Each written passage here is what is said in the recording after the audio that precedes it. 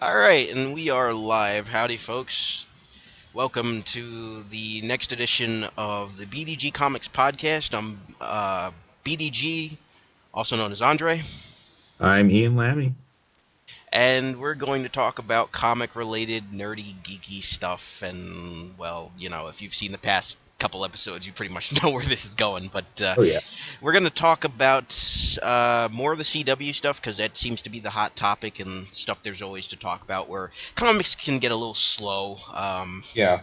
Like we want to try to talk about comics as we read certain things and things like that. But right now the CW stuff is hot, so I'm sorry if anybody's getting tired of that. But that's kind Well, of where we're at. first of all, we should start this off with the news of the day. Mm-hmm. Star Wars Episode 8 is in Oh, production. yes, it is, and the video for it. Oh, what a tease! Oh yes. I And I was they laughing. they all they did was they went and showed us the end scene from episode 7. Yep, and then they cut to the crew wrapping up. The guy says, "Welcome to episode 8," and everybody's like, "But, but." Yeah. Oh, But it's great like, tease. really, what were you gonna see? I mean, they Oh, don't have any footage. They just started filming. Like, they there's just nothing. they're just wanting to tease us and say, "Hey, you're not forgotten. We are starting back up." But hey, I mean, what else do you expect to see at this point, realistically? But yeah, that's the big news for the day. Yep. And then Rogue One later this year, though we still have yet to see anything on that, really. Yeah, they're really keeping Rogue One under wraps. And with this, I think all they're doing is they want to start the rumor mill because they know that's part of the fun. Oh yeah, and they're just wanting to. I think they're really wanting to reaffirm, going, "Hey, you wanted Luke in the last episode. You got like a minute of him at the end of the last one. You're getting more of him in this one." Just a Yep. reminder of that. Yep. Like any of us But will. he's still not talking. Oh, he's still not talking. But if you really want to hear him talk, go watch The Flash. Uh huh. Which is exactly what we're going to talk about this episode Oh because yeah. oh, is there a lot to talk about? We just saw the episode. Well, we didn't just see it, but we saw it last week when we were supposed to record this thing. But as it turns out, we're actually kind of terrible at recording podcasts. We had some We're just delays, starting and out and we're both busy. I mean, yeah, and we both get really tired, and one of us tends to fall asleep, and then one or the other falls asleep. yeah, basically. So we're not the greatest at this. We apologize, but anyways, this week was for the Flash. I believe the episode was called "Welcome to Earth 2," and basically it was about them going to Earth 2. Now there was so much going on. We're going to put a spoiler alert. This is going to be a spoiler contained podcast as always. So if you're Yep. not into There's spoilers, last spoilers for Arrow. yep. Possible spoilers for Arrow, we should say. Yeah, and spoilers for Legends of Tomorrow as we Yeah. try to keep up with all three. So, well, I keep up with two. I've dropped Arrow, but that we'll get into that a little bit later.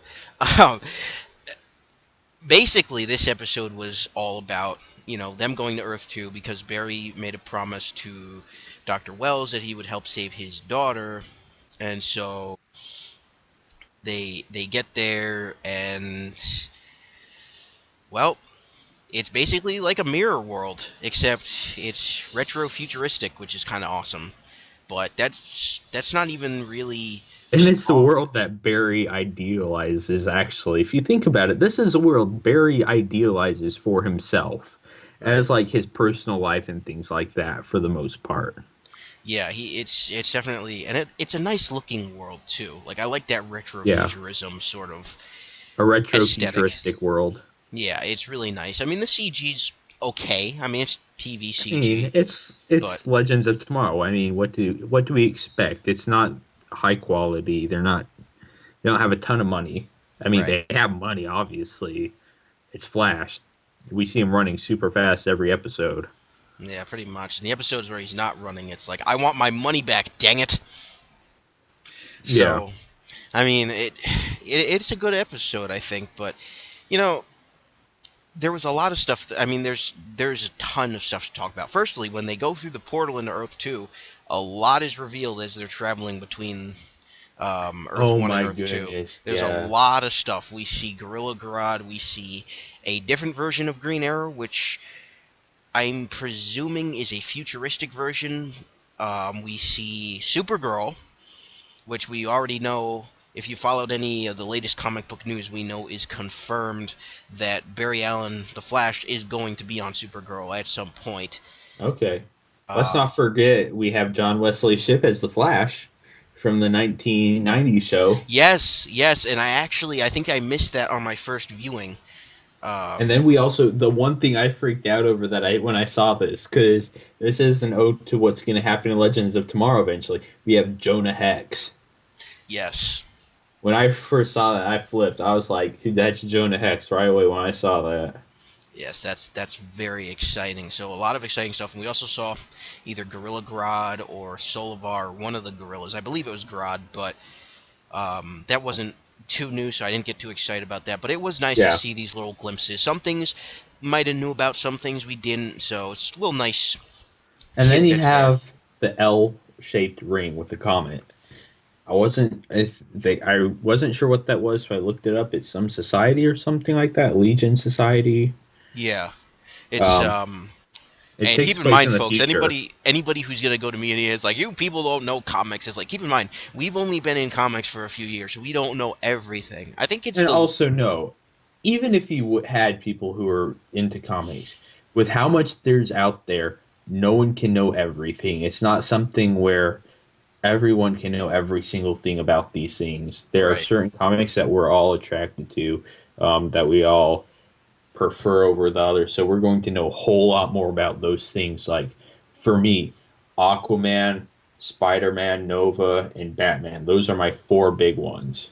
Yeah, mine would probably be Green Lantern, Batman, Flash, Black Lightning, and Spider-Man, I would say as well. Yeah. I'm not too big on the Marvel side, but I'm getting there. But yeah, so a lot of nice reveals, and I think they were called the Legionnaires. I think that was the name, but that could be wrong. Um, so a lot of And nice from what reveals I there. heard, that's more just a Easter egg for those who, uh, for just people in general. It's not something that they're assuming will happen because it takes place too far into the future. Right. So we won't see on Legends of Tomorrow, which people initially thought we might, when they mentioned that we'd be seeing something of that earlier on. I guess this is what they now are assuming they were talking about when they mentioned we would see it. Yeah, and it also could be, them saying, here's some of the stuff we have to work with for the potential future for series. Who knows, Yeah. really? But that was really nice, and honestly, I just want to get to my favorite part of this episode because, as people know who listen to this podcast, I tend to jump around in episodes a lot because there's a lot of stuff, and I'll harp more on that later. But there's a lot of stuff I like to not sit through that you don't necessarily have to sit through. So I like to Yeah. jump around the episode a little bit. But my favorite part of the episode, 100% hands down, out of all the things we saw, and we saw an A alternate lot. we saw an alternate reality version of Cisco, which has the full-on vibe powers, which, oh, that was awesome. But my favorite part of the whole episode had to be Killer Frost. Yeah. She, first off, props to, I have to say one of my favorite parts personally was probably when he got to talk to his mom. Just that brief thing, that ability, even though it's not his actual mom, the fact he gets to hear her voice again. right. Also, did you catch on that telephone when he calls them that Bruce and Diana and Hal were on there? Yeah, I noticed that. That was pretty cool. That was funny. Nice little Easter eggs there. But first off, props to Danielle Panabaker Yeah. because that woman can act. No. And I mean, Oh, certainly. if anybody was bringing her acting into question, which I already didn't because you could see she had a wide range of emotions, but she plays a very, not that Caitlin isn't a likable character, but she's a very reserved character, whereas the Killer Frost character is just straight up evil. Yeah. Just evil. DC Comics evil woman, and she played the role wonderfully, and she had a blast doing it. She was talking about doing it at Comic-Con, and she was very excited. She talked about it on Twitter. She was very excited.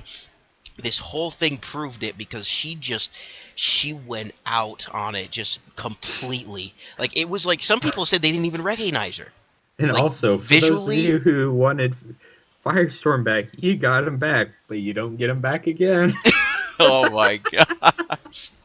That was so funny. I'm not gonna lie. That was the funniest part of the episode to me. Oh, when he died, and sure. I mean, obviously real life death isn't funny, but I mean, when he died, I was just like, oh my gosh, they pay this dude to die. That's basically what they do. They don't pay him to act. They pay him to die. Obviously, for me, I was like, obviously, what he's asking is too much money, or else I think they would have kept him on, because he was a fun character. Like, they could have even just kept him on in Earth 2. Just Right. been like, he's alive out there somewhere, but they must have been like, man, he costs way too much. We better kill him off in both worlds. Robbie Amell is becoming sort of a big-time movie star in his own right. He's in a lot of films but recently. still, he's not as well known. I mean, he's not as big as Steven is. Well, I would argue that he might actually be bigger in some respects, because I think he's had more film roles than Steven. Yeah, but after this next year, he's not going to be as big as Steven. Well, yeah, in terms of, Teenage Mutant Ninja Turtles. Exactly. Which, ironically, I still think might be his worst role yet. I'm not confident in that at all. Sorry, I just freaked out when I saw the Super Bowl commercial and I saw Krang. I was like, yes. Oh, I did too. Trust me, there are elements of that I freaked out at too, but I was not impressed with the initial introduction to Casey Jones. That was not impressive to me. That was like, no, you're not. He's like, I'm Casey Jones. No, you're Stephen Amell. It wasn't him acting. It just didn't feel like he was acting much. Yeah, and if they have him like that throughout the movie, that's going to be a real disappointment, because I was looking forward to him the most. I think most people were going to see it because of him, because the last one was very but I mean, at this point, I'm going to see it because Bebop, Rocksteady, and Krang. Yeah, if for nothing else, you get classic Ninja Turtles villains, which is great. But yeah, back to the whole Killer Frost thing. Danielle Panabaker, like, I even said it on Twitter. I was like, give this woman all the awards. I don't care what award it is. Just give her all of them. Find awards to give her. Make up awards to give her. That is a fantastic performance. I mean, it was so, like, it was scary. And for sarcastic purposes, it was kind of chilling. Yeah. So, yeah. Bad joke. Yeah, the best kind of joke. Bad puns, gotta love them. But yeah, that was a great performance, because it felt like a real villain, like a again, it's gonna be another lame joke, but a cold-hearted, like I don't care about it. Like, she was dropping dudes left and right. For about 15 seconds. Yeah, like she took out almost three dudes, because Firestorm took out the last one, but. I mean, that Deathstorm. I'm sorry, Deathstorm. It's the same thing. Who cares? But no, honestly, that was the best part of that episode. And there were parts of that episode that I didn't like. There were moments that felt like they slowed the pace of the episode down. I do have to say, I like the fact that you have what's Vibe's alternate version's name? Reverb. Yeah, Reverb. You have Reverb talking smack about Zoom, and then he shows up out of nowhere. Haha, we're gonna kill Cisco in the same way again. That as well, like that. I find that so humorous. Cisco's died twice now. We reverse the time once, so he's not dead. But now this time in this universe, he's dead. And it's funny because when he died, Cisco grabbed his chest. Yeah. Which was a nice little nod to that, but. And I mean, it's also one of the ironic things is you have him talking smack how he's not the real dude in town. I am. I'm the one that's good. And then he can't do anything to stop it from happening. Right. I mean, you just saw him vibrate something and not shoot another blast at Zoom. It's also the one thing I gotta say. I love this episode. I absolutely loved it. The one thing I hate about it, I don't. We'll see if they talk about it in this next episode. We'll find out. But what consequence does is what consequences are there for Barry's actions on Earth 2? If you think about it, he's living as Barry from Earth 2. Barry from Earth 1 is living as Barry from Earth 2. Now, there would be a difference, like, if Barry was dead, like for Harrison Wells' character on Earth 1. Now, there's not that big of a deal because his character is already dead. Well, Barry, they knock out Barry, and he's going and making decisions as Earth 2 Barry.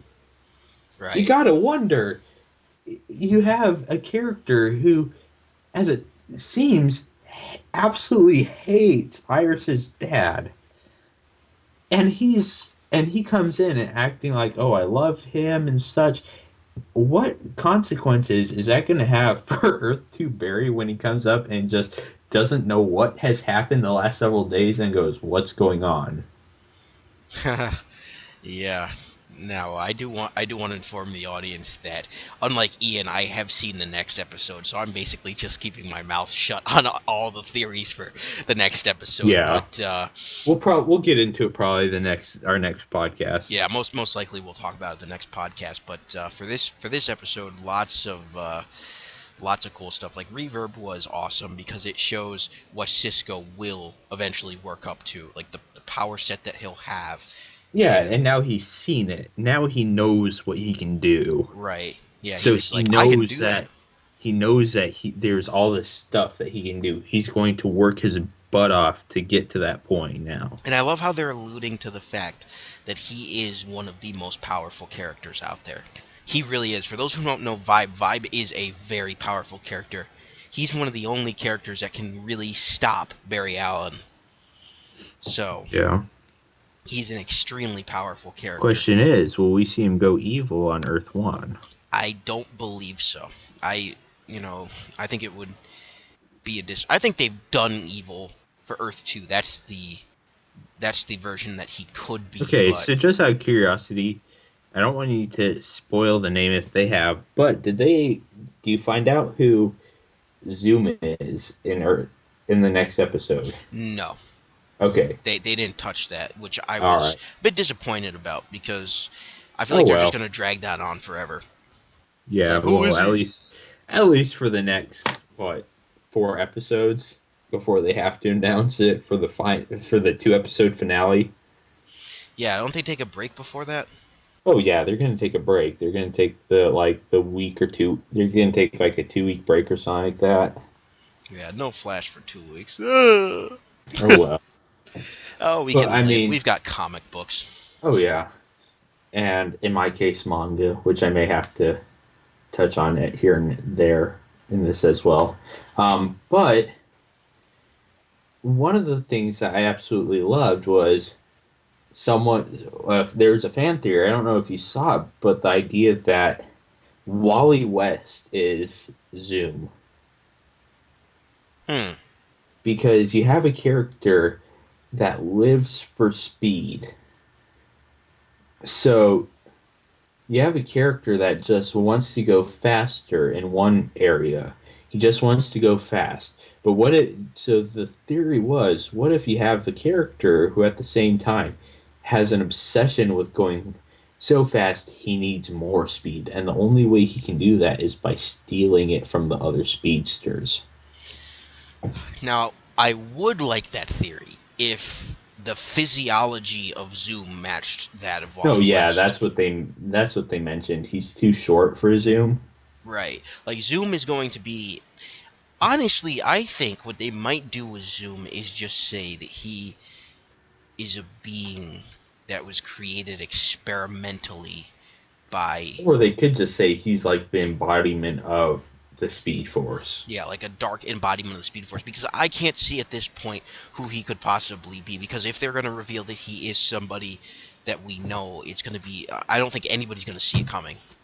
Yeah. The way they're doing it right now, it's like last season. It's just, realistically, it's just like last season. everyone just freaked out when we found out that it was Harrison Wells because the whole season he was in that wheelchair. Right. So that moment when he gets up off that wheelchair and we see him talk to Gideon, that was that moment that everyone just freaked out. Yeah, he was. It was the Christmas episode. He's like, "Merry Christmas" in the voice. It was Yeah. that was awesome. That whole arc was amazing. But with Zoom, I think they're going to do things a little bit differently because I don't think they're going to do it twice. I don't think it's going to be somebody close to Barry. Oh, I mean, you never know. Yeah, you really never know. So even speculating is a little bit difficult to do right now. But I mean, so much good stuff showing an alternate Earth, and but the aspects of this episode that I didn't like are some of the problems I've had with the series thus far and how it continues to go. Because without spoiling the next episode, I feel like the same problems were there as well, where what they've been doing is creating a very predictable story structure. If you've seen it Yeah. before, you're probably going to see it again. You know, that's one of the problems I have because a lot of the drama that they create for these shows is so predictable. There's so many moves that you can see coming a mile away, and they forecast them. You know, it was a problem I had with The Force Awakens. So they need to get away from this, and I don't know how they're going to, and I don't think they are going to, but they need to because it's the one thing that's holding these shows back for me because I'm like, I'm getting to the point. This episode, I was able to predict dialogue. Like I'm not kidding. This episode that you didn't see, I was able to predict what they were going to say, and that's where I was frustrated. It'll be interesting to see if you do too. But even the last episode, the one Welcome to Earth 2, the one that we're talking about currently, it just felt. There was a few places in that where I was able to roughly predict dialogue even. I mean, it's some of these areas where it's just like, what the type of show it is, though, because of reading comics, because of the sort of setting it's in,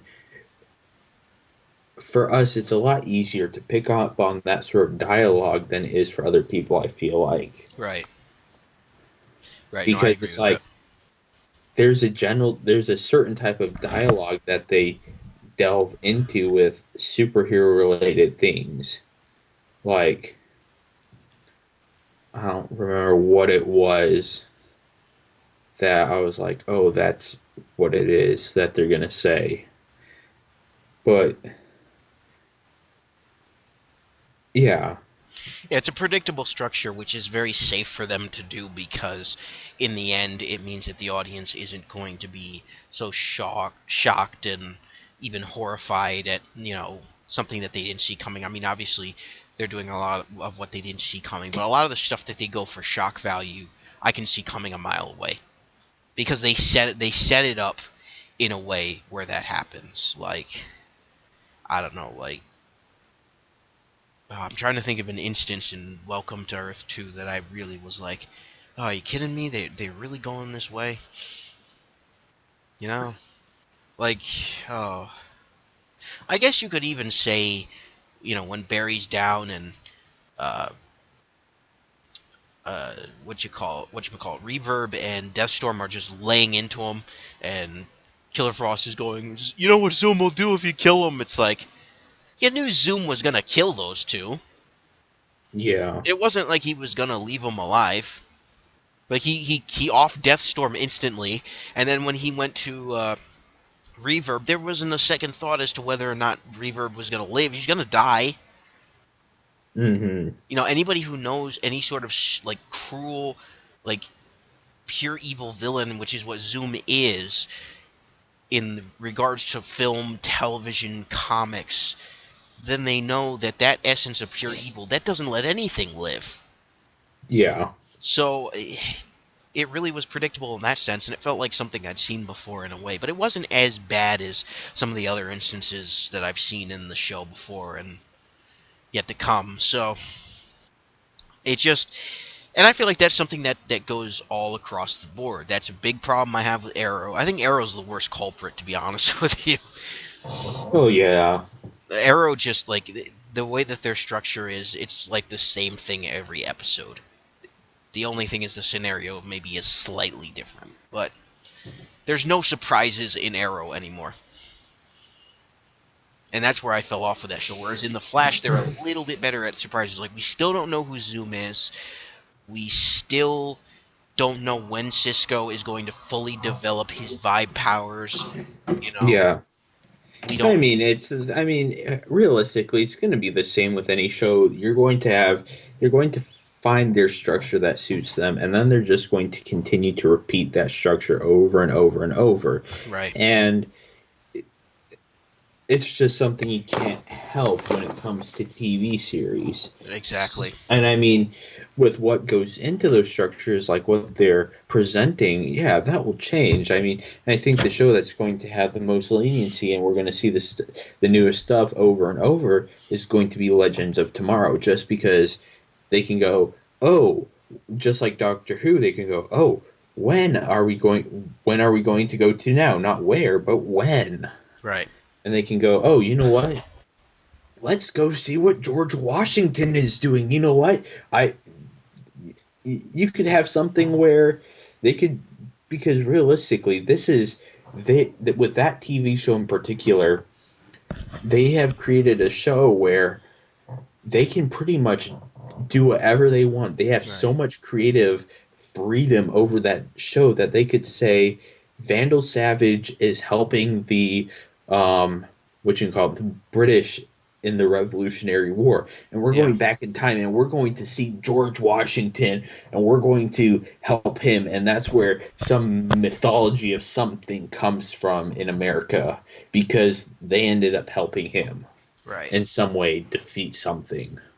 Exactly, and that's where I really like Legends, because it uses time travel as a way to tell stories that you probably couldn't tell without time travel. You know, you've got Vandal Savage messing with different historical events, whereas in The Flash and Arrow, you've got a fixed timeline. With Flash, you have more leniency because he can run through time, but with Arrow, it's pretty much fixed because it's a constant timeline. You don't have any superpowered characters, so in that sense, it's more like Batman, unless you go into like some of the more mystic side of Batman when he's fighting something, but that usually doesn't occur unless it's with the Justice League. So, I mean, there are instances of it, but it's not really the focus of his character, and likewise, it's not the focus that they're going with for Arrow. They're really trying to sort of distance themselves from the Flash as much as possible with the metahuman stuff, and every once in a while it pops up, but they're dealing with more military style. Yeah, I mean, this season they're dealing with all the supernatural stuff anyways. Yeah, with Damien Dark, which, by the way, they're handling terribly, it seems. But they started off so strongly as well. They did. They were like, this guy is awesome. This guy's going to be an awesome villain. And it's like, oh, well, I guess we're just not going to deal with him for a majority of the episodes. And then they're like, hey, I'm going on vacation. You guys can have a few months to yourself. I'm going to come back, whoop your butts. That's going to be the end. Exactly, and I hate that. And they're going to come back. They're going to find some way to defeat him. And it's going to be the whole thing of, he has to die. Batman voice. Yeah, so I mean... He has to die. It's like, I'm going to kill him. Go get him, Oracle. Now, transitioning from... Because I think we've pretty much talked... Like, there's... While there was a lot in this episode, I think we pretty much talked about all the major points with Flash. It leaves on Barry gets kidnapped by Zoom, and now we have to free Barry somehow. But with Arrow... And then all of a sudden Jesse needs a blood transfusion, and then they have to give her some of Flash's blood, because he's the only type that works, and then she gets super speed. Yeah, because her name's Jessie Quick. I mean, obviously she's going to super speed at some point, but yeah. So, transitioning over to the that week's, I almost said this week's Arrow, that week's Arrow, I don't know the episode title. I could care less because I really don't like Arrow anymore, but I tuned in. I don't know why I tuned in. I think I tuned in midway as well, so I might have missed some of the beginning. But Oh, it's called Sins of the Father. You know, Felicity finds her father, which we know as the Calculator, but apparently she doesn't know. And we've Which I got love that they touched on. That's the lame. That's one of the lamest like super villain names ever. yeah. That's why they don't like. She's like, this is why they shouldn't be naming themselves. Yeah, that was awesome. One of the only highlights of that episode. And then you had to deal with the you had to deal with Thea, who was dying because she needed some sort of magic cure from the League of Assassins. So we're dealing with the League of Assassins again, which means we're dealing with Malcolm Merlin again. And just Man, when you when's Oliver going to realize that he just needs? I mean, honestly, when's really? My question is, when's he going to start listening to when everyone around him is saying the same exact thing? Hey, Oliver, you need to kill him. No, but Thea, she should have that chance. I'm okay. This is where I'm going to go full tilt into this. Okay, so the second half of this episode is dealing with Malcolm Merlin. Just when you thought they may have been giving the character some heart, they do a complete 360, and they bring him back to season 1 Merlin, where he's just this power-hungry freak. Yeah. And I'm sorry, but no. That was a poor choice. No, don't give us. They gave us this whole backstory the last season of how he joined the League of Assassins, how he became, who he was, and you thought, okay, well maybe he's sort of an anti-hero. Every once in a while he'll do something bad. Oliver will get mad at him, but he won't. This one they went back to him being like, ugh, and then make matters worse, Oliver cut off his hand. Why? So they could go Game of Thrones style and give him a golden hand. Well, that's one theory, or Star Wars style, and give him a Luke Skywalker / Anakin Skywalker hand. There's a whole bunch of things. You could get a Hook like Captain Hook. That'd be a radical change, wouldn't it? That would be funny. Yeah, it would. Or they could give him a claw like Claw from Inspector Gadget. do Malcolm Merlin. I'll get you, Arrow. I'll get you if it's the last thing I do. That was a horrible Claw. I have a better one, but I don't think you could hear it over the mic. But I was so angry with this episode. I don't think I've had my blood boil more in an Arrow episode, because the way he was going off on Oliver when they were talking, it was so stupid. And the way Oliver was just like Oliver felt like a spoiled parent putting up with a child. It's like, this is Malcolm Merlin. In the comics and in other media, he's the arch rival. And so far, he's been nothing but a pansy compared to Oliver. Oliver could have bested him. He's Felicity's calculator. Yeah, pretty much. He's just lame. And then at the very end, we find out, after he cuts off his hand, he's mad at Oliver because they get back to... because you cut off my hand and I can't draw back my arrows now. Yeah, that's one reason. But another reason is they get to Nanda Parbat, and Nyssa informs them that she's dissolved the League of Assassins, and he's upset because he's like, he could have used them to do whatever evil deeds he was planning on doing that we all knew he was going to do, and then... Oliver was just too much in denial to realize. Yeah, and he's standing there, and he's basically threatening Oliver, saying, I'm not going to kill you, but I'm going to make your life a living nightmare. And then we find out at the very end of the episode... Damien, when he's with Damien Dark, and then flashback to when Oliver and Felicity and Barry were at a cemetery looking at a grave who we didn't know was buried there, going, Damien has to die. Then flash to this episode where Malcolm goes, hey, I know who would hurt Oliver even more. And Damien goes, we know, it's Felicity. We hurt her. He goes, no, it's his son. Dun, dun, dun. That we've seen for like 15 seconds in a Flash episode. Yep. And more and more proof that Malcolm Merlin needs to be brutally murdered. It was one of those things where I was just like, why didn't he... I understand why, but it's like, really, it makes less sense for them to use his son than it does for them to use Thea. Because I feel like he cares more about Thea than he does about his own son. Yeah, but the approach of that is, I think, CW politics, where it's like... And it might not be. It might just be how they chose to write it.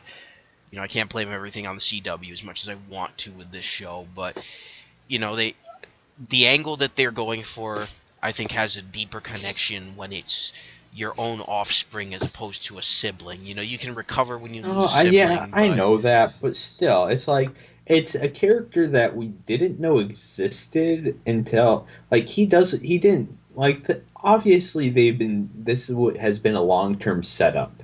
right, This has been a very long-term setup because otherwise we wouldn't have had that whole thing of we wouldn't have been shown, oh, he has a son and things like that. Like it was last season when they began setting this up. right, So they knew last season this is the direction we want to go. It wasn't like, okay, who do we get him to off? It was we want to create this character that he has some connection to that isn't important enough that other people are going to go, oh, he's dead, but it's enough that you could go, oh, I understand why he's going after him. right. It's a disposable character because another reason is um we have Legends of Tomorrow, which is confirming that at one point they're going to see a future Oliver Queen and a Connor Hawk, which will be his son. So, and this kid's name is William, I believe, which makes zero sense. So obviously, Yeah, but that future Arrow looked. I don't know about you, but it looked like he was like a black guy. It looked like it was going to be a black guy. I couldn't quite make it out because it was so quick, but yeah, I think it was definitely Connor Hawk. It could have been, but I don't know. because they said It they're could gonna have do the been. whole Frank Miller one arm Oliver Queen thing. So So if they're doing Frank Miller, does that mean we're also going to see communist version of him? it's possible. Anything's possible, I Because guess. that really is the Frank Miller version where Oliver Queen becomes a communist. Yeah, I didn't read the actual Yeah, Dark Knight he's a Returns. communist. I just saw the movie. I do need to read the comic though. I'll get around to it. Yeah, he's a But communist in that because he's not happy with how the government is. yeah, yeah, that makes sense. Go from a bad system of government to a worse system of government. I think at Anyways, that point, the Communist Party probably looked a lot more favorable than the U.S. government because the U.S. government was just using superhuman beings as weapons. yeah, yeah, it's more. Yeah, it's democracy ain't looking too good after that. But uh, yeah, just I couldn't stand this episode. There were so many things. The conflict between Felicity and her father, and knowing that eventually there's going to be this big reveal of, oh my goodness, he's a supervillain and he's not a nice guy. Even though everybody's telling me he's not a nice guy, which they did a lot of in this episode, and I choose not to listen to him. Yeah, and they did that where it's like, oh look, I wanted deep down to believe he wasn't, but I knew he was. Yeah, and they're gonna do that when when he reveals himself. And Oh, they already did that. He revealed himself to her. oh, he did. I missed that part That was in the because last episode. yeah, I missed that. Yeah, it was when you skipped around. Yeah, yeah. Yeah, she was watching him closely, and he set a device in the room that what you can call it. Oh, what's his name, Mister Terrific. Yeah. I don't remember what his name is. Black dude that works for Felicity, Mister Terrific in the comics. Anyways, um, her dad set a device that was going to suck all the information from all his technology into that, so he could use it for himself. Yeah. And she was like, and she finds it, and then she turns him into the police. And she's like, I don't know what's worse, the fact that I wanted to believe he was good and I wasn't, or the look he gave me when he realized I was turning him into the police. I was like, well, guy hasn't been in your life for how long, and he just walks in and expects you to just be like, hey, I'm back. Big happy family. I've been a criminal. Don't turn in. I've been a criminal. Oh, I hate that. That's another example of a story arc we've seen before. The whole, they're really a bad person. You want to like them, but they're bad. You're in denial. Everybody's telling you, and then finally It you depends find how they out. do the bad guy, though. You can do a bad guy and make people like him. Yeah, You but I mean, can. who the heck likes the calculator? No, especially with a name like that. Who likes math class? Exactly. Like, everything is working against this guy. He's got no pros. He's got only cons. It's like, I'm Oh, the calculator. You suck, dude. fear me. I do long division. Oh, God. It's like a supervillain called the Mathematician, which I'm pretty sure there is in some continuity. It's like, come on, man.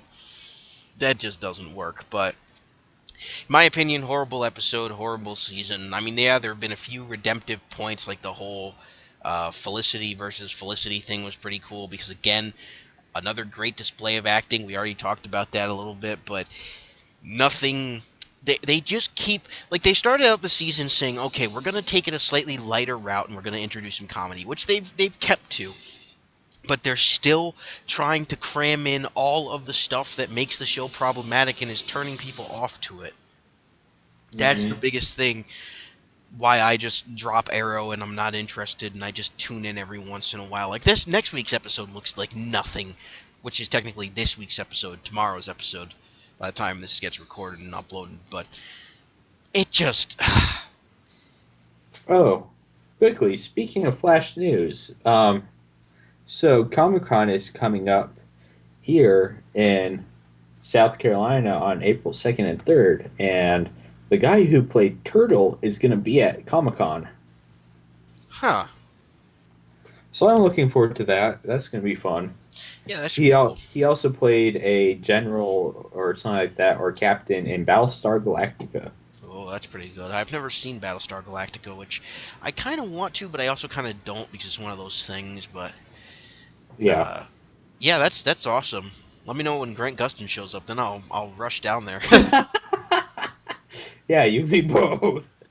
But Well, imagine how much it would cost to just, like, do anything in the line. right. Yeah, it's always tough. They make it tough because they put so much marketing around. That's one thing I never understood. Is I was on Twitter the other day and I was looking around and there were people. Oh no, that's what it was. I was on Grant Gustin's page. He tweeted something about the All-Star Game because he's a big NBA fan. Mm-hmm. So he's tweeting about the All-Star Game, which is cool because I like basketball as well. I like the NBA. And he's tweeting about, the different guys and what they're doing and some of the plays being made, and people are like, oh my gosh, I love you, oh my gosh, have my babies, oh my gosh, please retweet me, oh my gosh, I love you, oh, you're my daddy, which apparently is a thing now. It's really disturbing. And oh, you don't know about that? A lot of what's going on Twitter is a lot of these people who are guys, a lot of their fans refer to them as their father for some idiotic reason. I don't know. But I tweeted, I should have tagged Grant in this, but I tweeted out, I was like, you do realize these people are just human beings. It's like, if they tweet something out about the NBA, they're not doing that so you can just kiss their butt all day and just be like, oh my gosh, I love you so much, have my children. It's like, no. They're sharing life experiences like you do on Twitter. Oh man, what being an actor on TV brings you, dude. The NBA last night, though.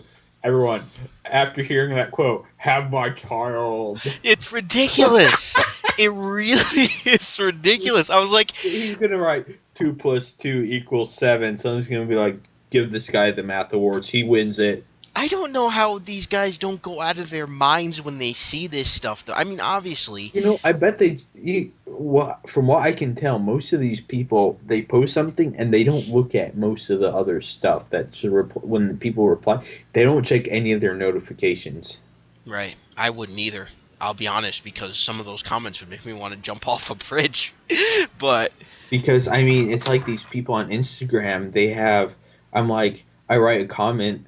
And the only way some of these people on Instagram are are going to see my comment is if they go back and actually click on the image and actually read their comments, because when they're getting 7,000 likes or something like that, so on Twitter, if you're getting 7,000 retweets and you have 100 people write to you in that time period, first of all, what's the likelihood that they're going to see it?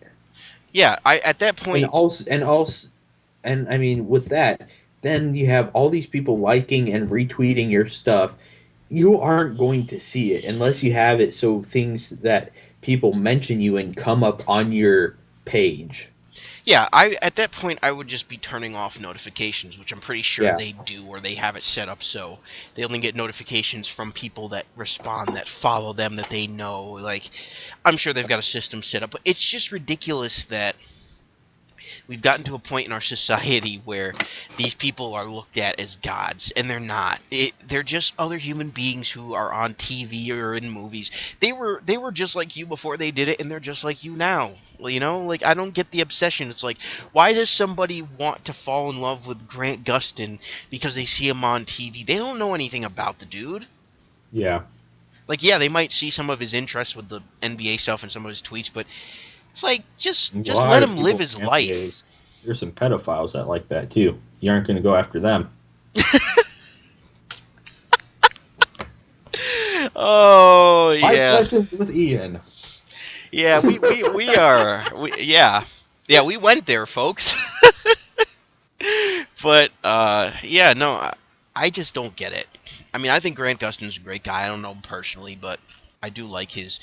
Sometimes I've seen he's tweeted some stuff out of frustration, but I don't think less of him because of it. Like, he tweeted out, like, people were telling him, he basically said, for those of you telling me that I need to put on more muscle, you know, the heck with you. He said something more profane, but I understand, because at some point it's like, because people were getting on his case being like, oh, you don't have enough muscle to be the Flash like in the comics, and, you know, nitpicks like that. That's just stupid. I can probably grind on your nerves a little bit, but I do think he's a great guy. I think people should really lay off him a little bit in terms of the ultimate fanboy, fangirl geeking out on Twitter.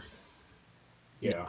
And you see that at cons too. A lot of people, they just freak out when they see them. They don't have their composure, and it's just like, to me, I just want to say hi and shake their hand and be like, you know, thanks for providing entertainment. You know, how was the sale at Target last week? You know, just average stuff. I mean, I don't. That was the same thing for me when I got to meet John Wesley Shipp at Comic-Con this last year. It was like, it wasn't me going, oh my gosh, you're amazing. I was just like, it was just awesome to hear what his thoughts were and like experience were on the show, and just get to hear in person, like, what was it like to get to work with Mark Hamill again, and just hear it was such a great experience. Those sort of things, just not the kissing up to him and such, and just being like, oh man, you're so amazing. Yeah, the whole starstruck thing. Like, I get it if you're a like kid. They're normal acting like they're normal people is such a big deal. Yeah, I spent many years thinking about that. I don't know why, but I was just like, you know, when I see celebrities, and I've met some celebrities in my lifetime, it's like, just treat them as human beings, because that's what they are, and that's how they want to be treated. They have a lot more respect, I think, for people who treat them like human beings instead of people who fan over them. Like, they know people.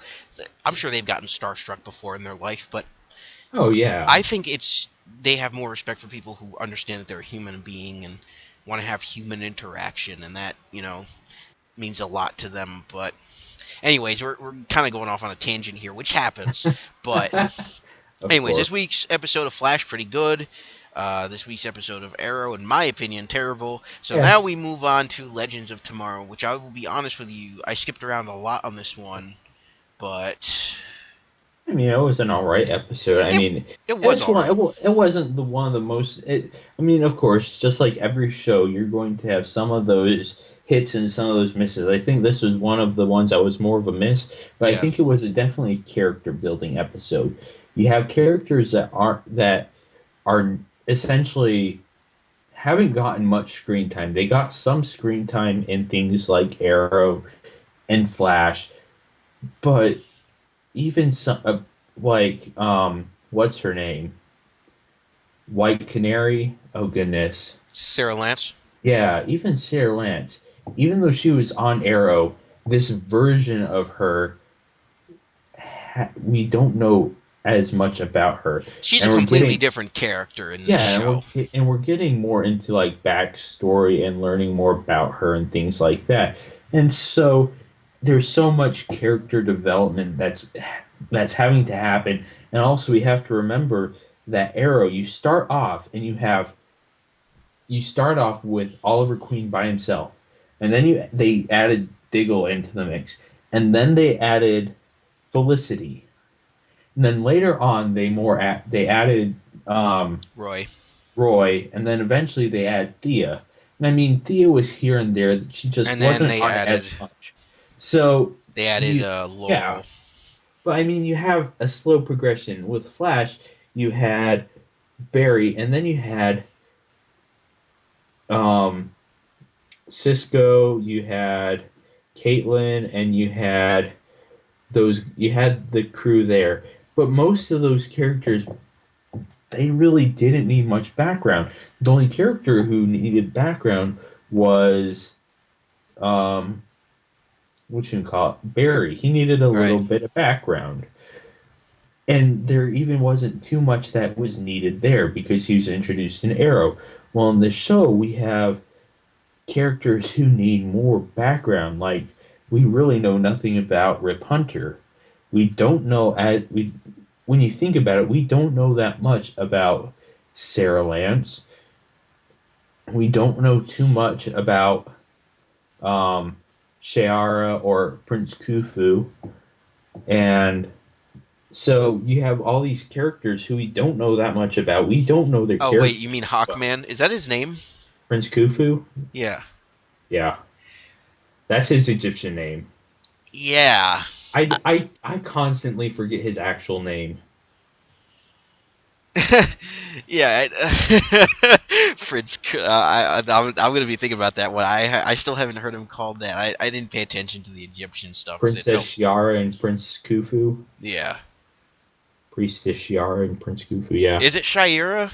Shiara, one of those. It's Yeah. essentially the same thing, I but know they yeah, called her Shira in the Justice League animated series, which made a little bit more sense to me. But yeah, yeah. we know next to nothing about the I mean, Hawks. it's like the Ra's al Ghul, Ra's al Ghul thing. There's so many ways people can pronounce something. Yeah, although the Batman animated series, I think cleared it up because there was an episode of Batman Beyond where uh, they cleared up that it's a common mistake to be called Roz when it's really Raish. But Well, even in Arrow, they've called them Ra's and Raish in that show. yeah, but I realized that, like, one of the episodes, they go Ra's al Ghul. that And version. That they version. earlier had said Ra's al Ghul, and I was like, wow, they did that. I don't know if that was on purpose or not, but That they did it. disgraceful version of the character does not deserve the name Ra's al Ghul. That is pathetic. That He's is not a the demon's head, he's the demon's butt. exactly. He's the demon's tail. He's the demon's leg. He's the mud on the bottom of the demon's shoe. He's terrible. Yeah. The fact that Oliver Queen was able to beat him so easily, and this is not. This There is was a just another reason little why.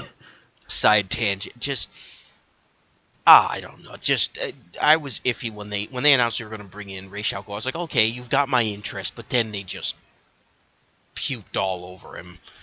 So Yeah, they just didn't do him justice. The fact not that he at was all. able to be defeated that easily as Batman well. fans have a reason to be upset because he should not have died that easily to Oliver Queen. No.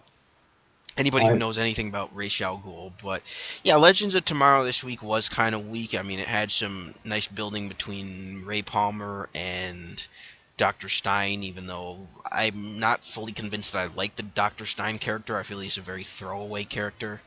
I mean, I like the fact that the Just actor. very. I do like that they made some more what you can call it. They did some explanation as to why he treats what's his name, blanking on it right now. Ray His Palmer, his Firestorm buddy the way he does. Jax. Yeah. Yeah, that was good, but I mean, I think the way the actor portrays him, I forget the actor's name for the life of me, but the amount of hubris and ego, like I do like that performance. So, yeah, there's still a lot of depth to these characters that we haven't experienced. Even what's his name? Captain Cold got some depth in this episode, which Yeah, was and I really, mean the other and we that know wasn't more about necessary. we know more about Captain Cold than we do about Heatwave, Yeah, and I mean, okay, for Doctor Who fans, you gotta admit this is really ironic. The guy that plays the guy Rip Hunter was in Doctor Who, and he was the companion for the Doctor, and his name was Rory. Now you have Heatwave on here, and Rip Hunter is essentially the Doctor, and you have Heatwave who's a companion, and his name is Rory. They called him Rory twice in this episode. That yeah, was that's definitely not interesting. that was definitely on purpose. That's pretty cool. I don't watch Doctor Who, so I couldn't get it into that. But yeah, I mean, the Captain Cold development I thought was very solid, and Yeah. giving him some depth because he is a very hard character, a very standoffish guy. He's very down to brass tacks guy. He's very sarcastic, but in like he's annoyed with life sort of um, character and presence that he has among the group. And it's interesting to see that these guys have stuck with it for so long, and that even they have emotional ties to the rest of the team, even though you Yeah. think they shouldn't because they're the bad guys. But even as we see with Sarah Lance, she's not totally, she's the I white mean, canary, but you she's not gotta admit, necessarily good either. Wentworth Miller is an amazing actor for Captain Cold. Yeah, that's his I, name. I mean, he's done an amazing job. That's one person who I think is an amazing actor. Him and Dominic Purcell, who plays Heatwave, those two guys have such dynamic characters. There's not many characters in the CW superhero shows that have as much depth to them as these characters do, in my opinion. Right. Because Yeah. you have a character I mean, Captain Cold, he's very much an anti-villain. He's this bad guy who's been forced, in a sense, been put into this situation through life circumstances, and he doesn't know anything different from it, and he wants to change things. You have this whole scene where he goes back in time when they're back in time, and he goes to try to save his dad and make it so that their family is better because Right. he knows how much that will help. Right. But nothing he does changes it, and it's just that thing where all he knows is how to steal because of his dad. Right. Right. And again, they didn't really need to do anything with that character, but that's the brilliance of it, is that they gave him so much depth, and they're focusing on the team members as each having so much depth and core so that they can Yeah. build them up. And that's not necessarily easy to do. I know Arrow's tried to do that and it's kind of failed, but this team show is doing it so well. And I'm actually excited to see what they do with Sarah Lance, because like, she is the white canary, but that doesn't mean she's pure. I mean, No, she's still yeah, a murderous assassin. and I mean the only reason she got that name is because she came back from the dead and she's had her soul restored to her. So in a sense, she was purified. That's the only reason she got that name, because it was a fresh start for her. And because you can't have two black canaries in the same universe. Well, technically, she's traveling through time, so you could, but they don't want to confuse you, of course. Yeah, they So don't want to confuse the non-comic book readers who aren't big on multiverses and stuff like that, and who don't really get it. They're taking baby steps with the Flash with multiverses, and they're taking baby steps with time travel. This is all stuff that just we wait, nerds just are wait very till well versed in. just wait till they go to all the different Earth twos, like all the different Earths. Oh You know what would yeah. be awesome if we got to go if they decide, you know what we're gonna do with Flash for an episode? We're gonna take him to Bizarro, like to the Well, Bizarro with universe. the talk about him going on Supergirl, I think what they're going to do is say that Supergirl is on another Earth. Oh yeah, I think that will probably happen. But I think that I'm just throwing it out there. That would just be a really cool thing to see as the Bizarro universe. And for anybody wondering, we still don't care about Supergirl. Despite some of the fan service they've given, we still don't care about Supergirl. It's nothing to me. It's nothing more than just Oh, politically now correct I will say propaganda. I haven't watched an episode yet, but I will watch it. I'll watch the episode if Flash goes on. I will watch that episode. Yeah, I will too, most likely, because I don't know. I have no connection to Supergirl. I was very disappointed with the trailer. I have no connection to it, and if it's not a story that I feel like I care to invest in. It's not a character I feel cared to invest in. Like, don't get me wrong, Kara Zor-El is an interesting character in the comics, but I don't go out of my way to read Supergirl comics in particular unless there's a storyline that really grabs me. So this show already, and this isn't like, oh, we're anti-female superheroes. Of course not, but it just it feels like it's not just another superhero show. It does feel like it has a bit of a politically correct, empowerment agenda behind it that's kind of just on the nose all the time instead of being like, Okay, I gotta say, I just looked it up and I saw the behind the scenes photo that they took, like that kind of points that says he's gonna be in it. And the episode he's in is with Silver Banshee. That's pretty cool. that is really cool. Because Even though that's I'll be that honest, I don't know who Silver Banshee is. she was in Batman and Superman Public Enemies, but she essentially Oh, she right. she has like the skull face and she kind of does what Laurel does at Black Canary. She can scream and Yeah, she's got this. destroy crap. She's got the Sonic screech. Yeah, I remember Yeah. that. She was in Mortal Kombat versus DC Universe. I think as a playable Okay. character. I think that's what I remember her from more.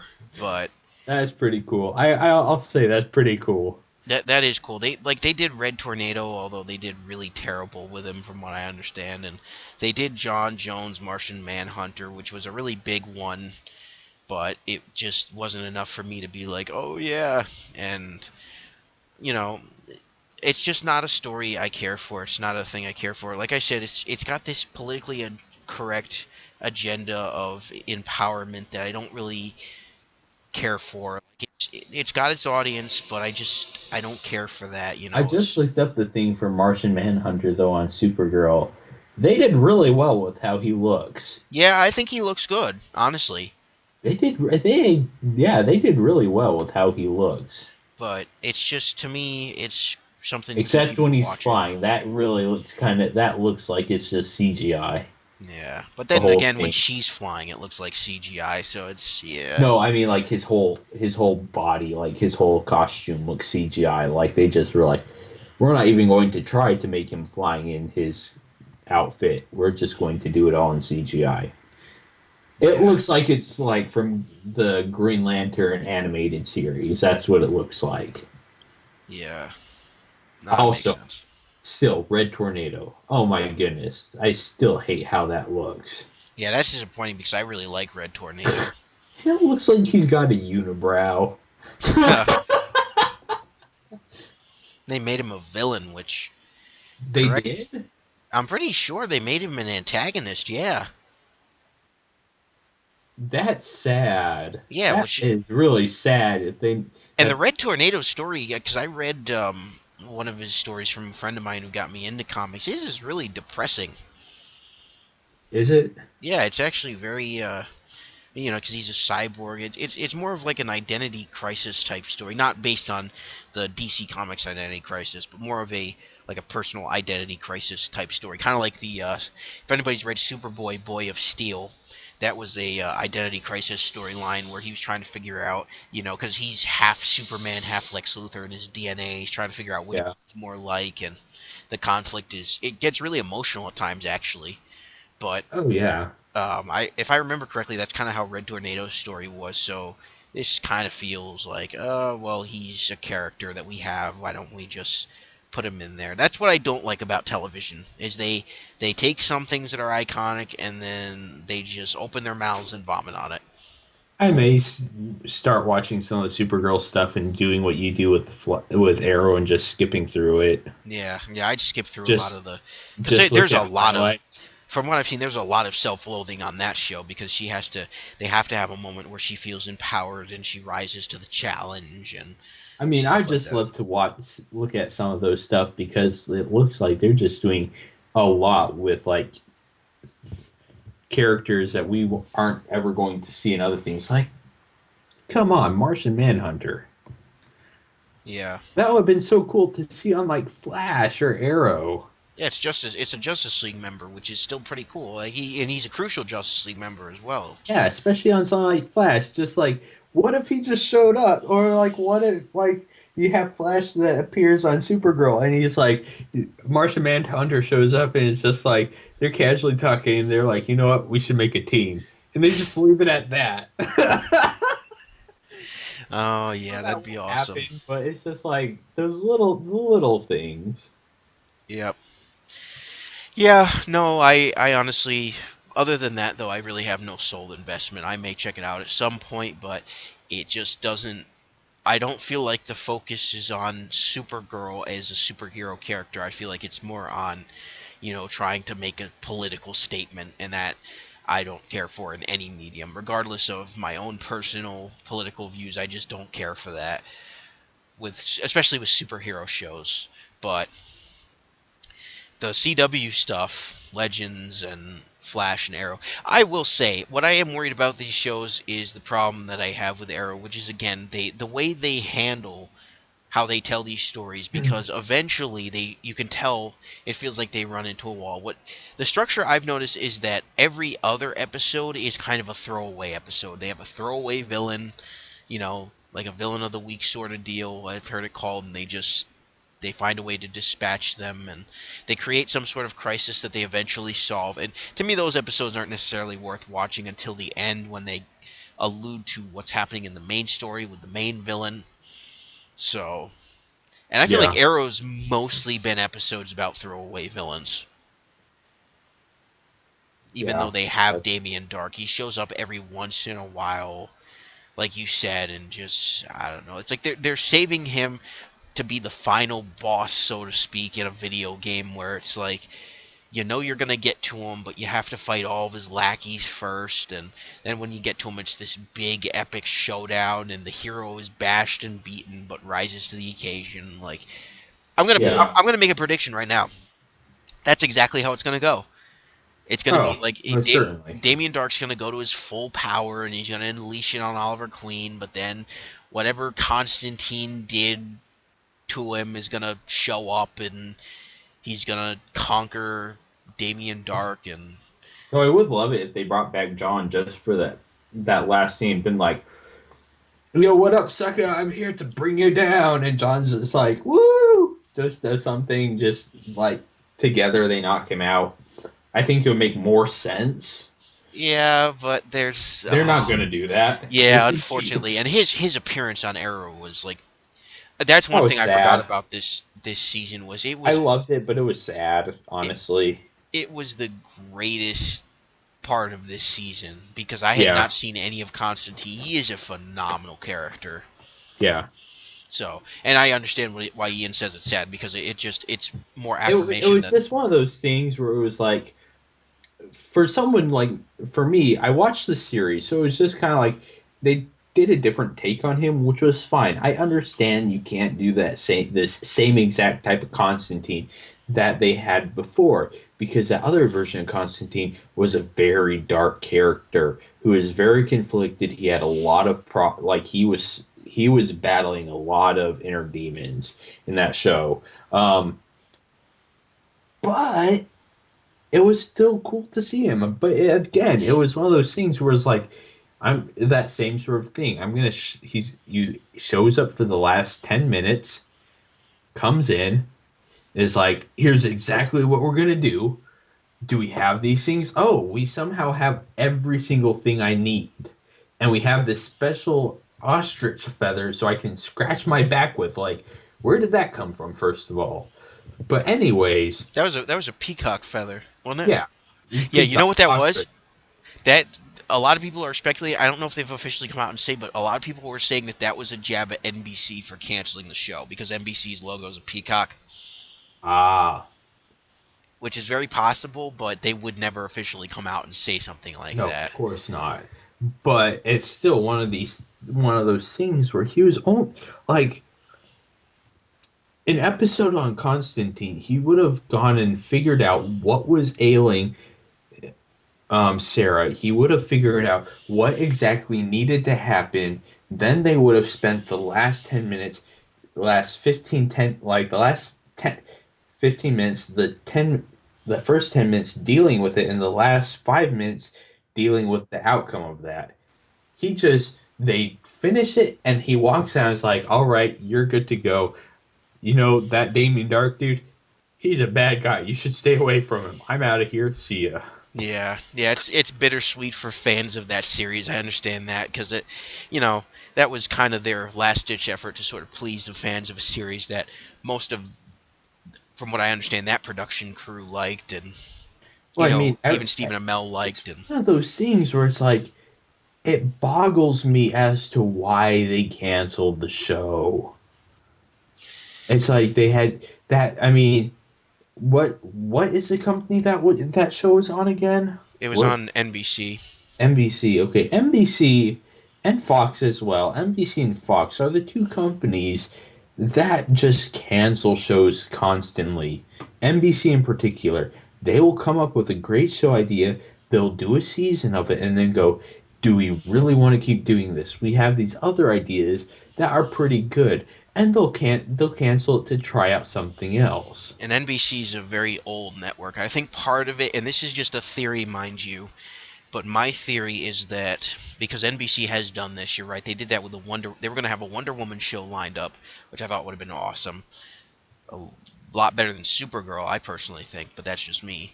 NBC had a show lined up they had a show lined up. Fox has done this a lot too. Yeah, and Fox has done it a lot too, where they'll just get like a pilot, or they'll have a show lined up, and they'll just throw it out the window. And I think what it is they have shows that are successful and a formula that works. The problem is that if they're unsure, then they'll just throw it out because they don't want to take that risk. They're not risk-taking networks because they're the problem is a lot of these shows are shows that are not getting the instant views that I think that they're wanting. Most of these shows are shows that people will download on iTunes or something like that, or save for a later time, because first of all, it's not coming on at the time when you're able to watch it. Right. A lot of these networks are dealing with the cable cutters and the cord cutters. They need to realize, you know what? Not all our major income is going to come from these, but we're going to have dedicated fans that if we keep this up, they're going to keep following it. Right. They're having a hard time with stuff like Netflix and Hulu because even though NBC is technically a part of Hulu, but they're just a partner, and they're not seeing revenue because people are going to these instant streaming services because it's more time friendly, whereas having to wait for a show that's on prime time like 7 o'clock, 8 o'clock, 9 o'clock, all that prime time slots, or all those prime time slots, excuse me, it's late and I'm jumbling my words, but they just don't see the traffic like you said, because that's a tough time for people. They're trying to unwind from work, they're tired, they got a lot of things to take care of. Or you have these people who, like me, or like other high school students or other college students, we get back from work or from school and we have homework we have to do, so we don't actually have the time to turn on the TV and sit down and watch these shows, especially with commercials. But if they realize, you know what, if they would actually look and see what people are saying, there's a lot of people who would there was a whole thing that even like the cast members knew of Constantine knew it about as well, like the whole Save Constantine thing.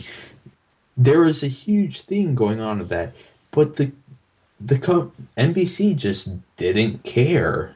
And Yeah. the one thing I hate about that is if you know you're going to cancel it, don't freaking put a cliffhanger at the end of your season. Yeah. Tie things up, for crying out loud. You're not going back and fixing it. Yeah, they just probably thought they were going to lose more money, and that's the problem with a lot of these networks is they're Don't think based. if you think you're going to lose more money, how are you going to lose more money if you know you're already going to cancel it? If you tie things up, I almost guarantee you they're going to make more money. I think the way they produce these shows, they're not necessarily future proof. They're just kind of following a narrative that they hope to wrap up, which is a little bit risky. But I think the problem with a lot of these networks is that when they launch series and they're coming up with ideas, they do a lot of stuff with focus groups and marketing. And A I think lot we of all these, know I that. think these companies need to go the way of Doctor to some extent, like Doctor Who and Daredevil and Jessica Jones. They need to think in it because okay, if they thought this way, I think this would make Arrow and Flash and those things a whole lot better as well. If they were in okay, we have 11 episodes that we need to do the whole story and we need to wrap up the story in 11 episodes. Right. So we're going to and then come up with a major villain for each 11 episodes. So that means once per season, twice per season in Arrow and Flash, we're going to see a different major villain.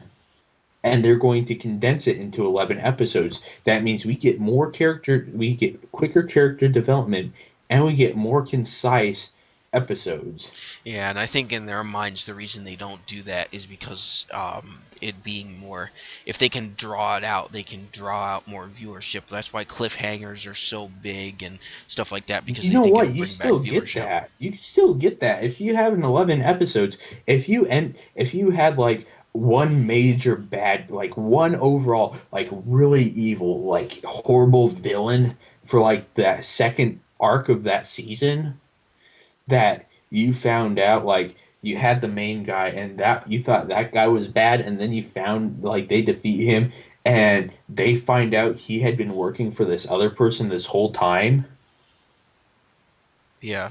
like at the very end after they defeat him, you get like on Felicity's like, what if they did this? You have Damien Dark and they defeat him in the first part and then all of a sudden they're like, yes, we did it, and they get back to the lair and they get down there and all the computers and everything like that have been hacked, and then it's the calculator that they have to face. I mean, it's just like throwing it out there, but they do something like that, or other way around. They defeat calculator, and then Damien Dark was that second thing. Damien Dark had been influencing the calculator, and they go, oh shoot, now we have to defeat this guy. Yeah. I think that would make it more concise and more enjoyable because you're still having an overall villain. You just have something where you don't know who the overall villain was until that second half, and it's something fresh and something new. So it's not going, hey, we're introducing him. He's only going to be in it 5 episodes. Because if you did it the other way, where it is that first half and second half thing, you could have him in 5 episodes and it would still feel fresh. Yeah.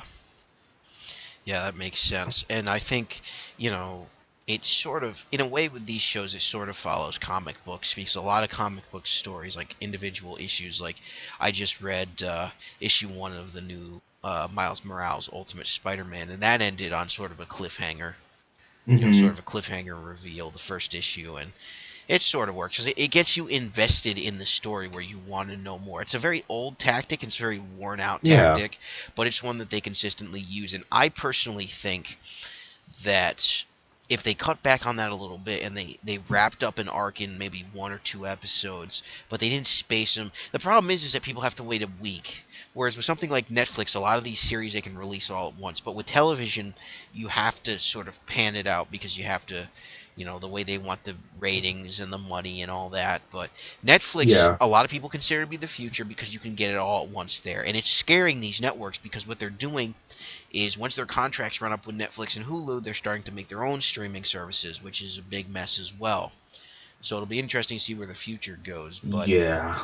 in regards to like NBC and Fox, and they're doing everything they can to stick to the older practices of television. And I don't feel like it works in an age of Netflix and Hulu Plus. I mean, that stuff could kill TV, but the only reason it's not is because now the networks are finally saying, okay, this stuff is actually dangerous. We need to kind of pull back our shows and pull back the rights on our shows. And it's really creating kind of a weird microcosm of, I don't even know if that's the right term, but like a weird dimension of shows and things like that in flux because you can't get them on demand in an on-demand age because these networks are deciding we don't want you to have them. We want to have them on our terms. So it's making things incredibly difficult. A lot of people saw this coming, and that's why they didn't go to Netflix and Hulu Plus, but I don't know. It's just a shame, and a lot of these networks won't take risks. So superhero shows are in, and I think financially they've proven to be viable, but NBC and Fox and some of these other networks are like, we don't want to take that risk because they're not our core audience. So, I mean, you have so many different ways you can go about it. And I think, in this sense, Netflix has done a really good job. I mean, you have Daredevil, which is more of a straight up superhero show. But then you had Jessica Jones, which came out, and that was more of a detective show. And it had superhero elements in it, but they did more of that crime drama, right. which really works well because that way they can go, you know what, we're going to have that. It's in the same universe. This is happening in the same exact place that Daredevil is happening, and they're eventually going to come together. And they both have their own superpowers and things like that, but there's different tones. And I think that works really well. And Flash has tried to do this, but it ends up being more of a, oh, we have some homicide or thing like that that I have to go take care of. Oh, look, it's part of a metahuman attack, and that then the rest of the show is them going, okay, who's the metahuman? Yeah. Yeah, the problem with the Flash arcs that I found is we go back to that 3-act structure where they introduce the metahuman in the beginning, then they go to what the Flash is doing, then they introduce the metahuman to the Flash team. They have to figure out what to do. They try to go face it, they fail, and then Barry self-mopes about how he fails, and then they attack again, and then he sums up all the courage he has in his heart, and he beats it, and then they wrap up the episode. Sometimes they'll add in something with Zoom or whoever the major villain is, and that formula works, but it's getting so predictable and so tired, and like it's getting to a point where, as much as I love the show, it's kind of frustrating because I'm like, oh wow, it's not like I didn't see that coming. It's just it's a little bit frustrating. It doesn't ruin the series because the series is very strong, but eventually they're gonna have to try and mix it up in some way, and I don't know how they're going to do that. I mean, I hope they do with these series, and I think Legends will run into it as well, if it's not already, but I don't know.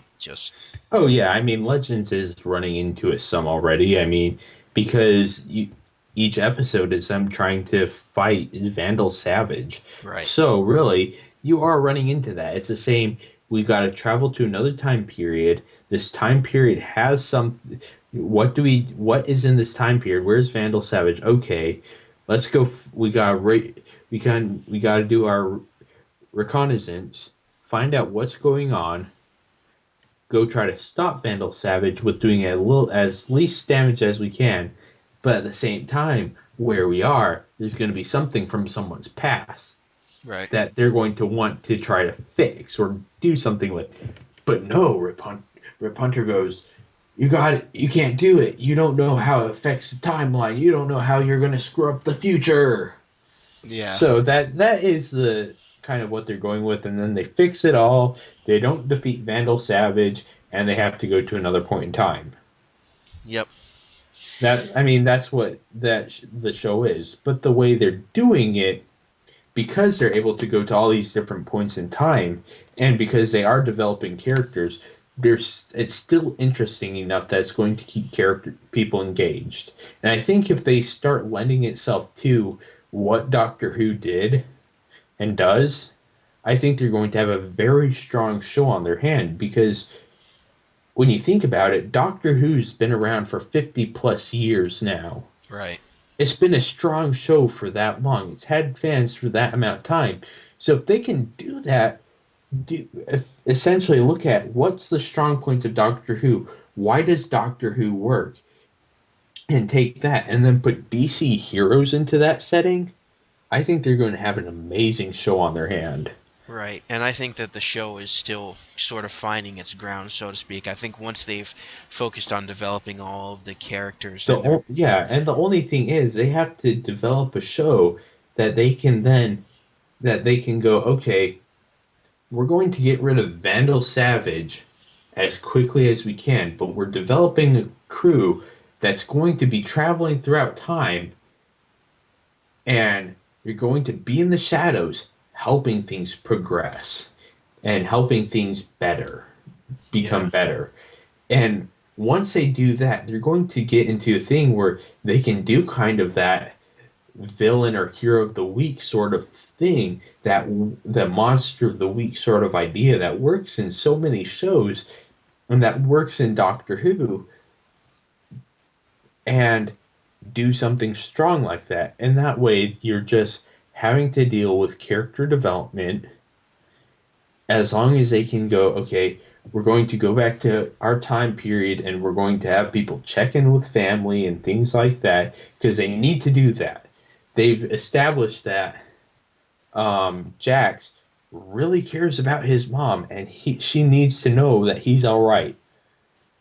So they're going to need to do something along those lines, and then they're going to be able to go and say, okay, now we're going to go throughout time gallivanting around and we're going to save people. Right. I think it is important that they take breaks, because time travel is such a complicated thing. And that's where something like Doctor Who where Doctor Who's done well. You have them come back to present day, and there's a problem that's going on in present day that they deal with. Or you have something that's happening that takes 2 episodes to deal with. Yeah, makes sense. Definitely does. Well, I think we've just about covered everything that we can for this episode. Yeah. Really, any final thoughts? Overall, I think it was a solid week of shows, other than Arrow. And for those of you listening, that we don't watch. And then for those of you listening, remember, knowing that you're probably going to be listening to this tomorrow, it is New Comic Book Day. Go check out your local comic book store, see if there's anything you would like to read. Oh, is that tomorrow? I didn't realize that. It's Wednesday. Awesome. It's New Comic Book Day. Or go to your local library. Your local library usually will have some sort of comics there, sometimes not much. Or if you needed to, you could potentially even ask them to get something in for you. There are plenty of resources. Check them out. There's also the Comixology app.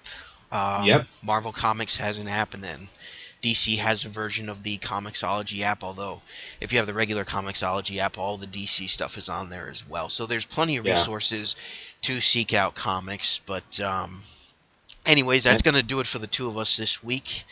Yep. Thank you very much for sticking around and listening to our incoherent ramblings, and we will see you in the next episode. Have a good one, folks.